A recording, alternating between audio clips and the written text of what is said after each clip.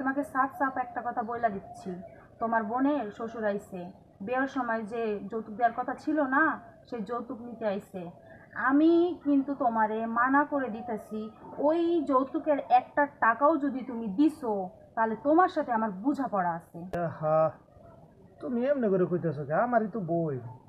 তাছাড়া এখন যদি আমরা দুই ভাই এই টাকা না দেই তাহলে আব্বাই করতে কোনো টাকা দেবো কও? ও, এখন বুঝি বোনের লেগে জ্বলে যাইতেছে তাই না? আর যখন মাসে মাসে টাকা পাঠাইতে বলি তখন বুঝি তোমার কিছু মনে হয় না, তখন তো ঠিকই ঠিকই কম কম টাকা পাঠাও। আচ্ছা, তাইলে এখন তুমি কি করতে চাইতেছো? তুমি কি করতে কও এইটা আমার কও, আমি ওইটাই করি। কি করবা মানে? তুমি কি বুঝো না? তুমি কি ফিডারে দুধ খাও? তুমি আব্বা আম্মা ফোন দিলেও এক কথা বলে দিবা যে ওই সব যৌতুক মৌতুকের টাকা আমি দিতে পারবো না, আমরা আলাদা হয়ে খামু আমার বউ নিয়া।